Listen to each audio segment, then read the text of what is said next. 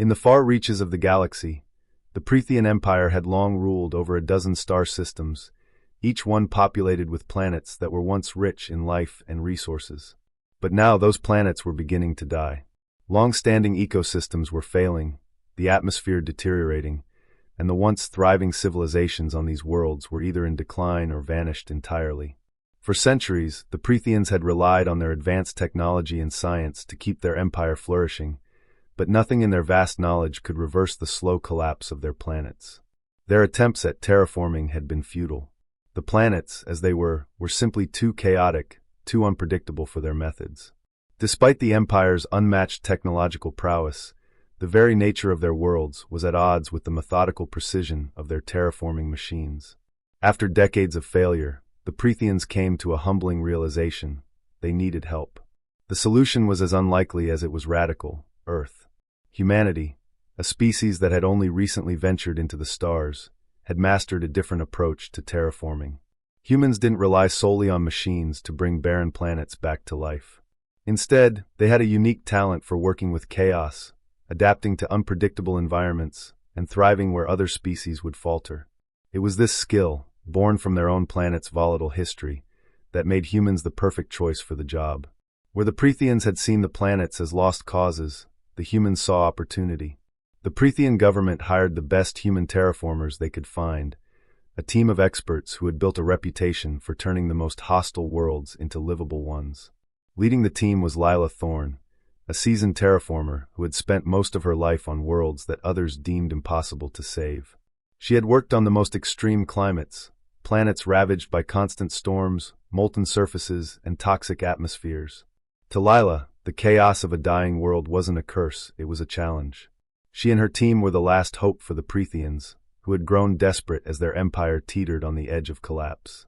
Lila's team was tasked with the most critical mission of all: to terraform Prethea Prime, the capital planet, whose ecosystem had collapsed so thoroughly that even the Prothean elite were fleeing. The atmosphere was toxic, the surface a cracked and barren wasteland, and the once glorious cities were now silent ruins. The Protheans had attempted every conceivable method to restore it: machine-based terraforming, atmospheric converters, genetically modified organisms, all had failed. It was a place of death, and most species wouldn't even consider it salvageable. As Lila and her team arrived, they were met with a stark, almost surreal landscape. Towering mountains, half melted by the planet's volcanic activity, loomed over vast deserts of ash. The air was thick with toxins, a swirling mix of chemicals that would kill anything that tried to breathe it in. In the distance, huge chasms stretched across the surface, where entire cities once stood, now lost beneath the planet's chaotic upheaval. Lila stood at the edge of the chasm, taking in the barren beauty of the planet. It was the kind of place she had made her career out of: untamed, unpredictable, and ripe for transformation. The Protheans watched closely from their orbital station above, observing with skepticism as the human terraformers began their work. They doubted that anyone could reverse the damage to the planet. Their methods had been precise, calculated, but ultimately impotent. Now they were forced to trust in the chaotic methods of the humans, though they struggled to believe that anything could bring life to such a cursed place. Lila's first step was to set up her team's base of operations, a mobile, self-sustaining hub designed to withstand the harsh conditions of the planet. The technology was a marvel of human engineering, capable of adapting to the planet's volatility. The machines that the humans brought with them were not like the rigid, unyielding Prothean terraforming systems. Instead, they were highly flexible, equipped with the ability to adjust to the planet's constantly shifting environment. The human terraformers didn't try to control the planet.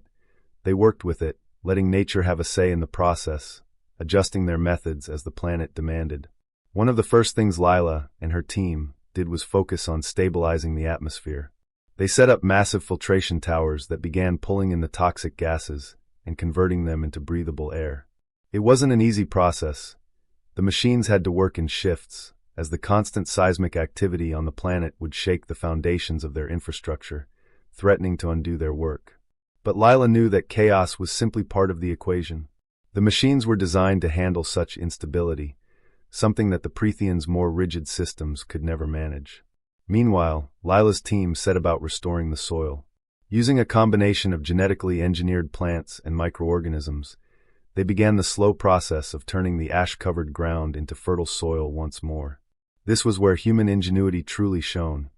Humans didn't need to wait for the planet to settle down.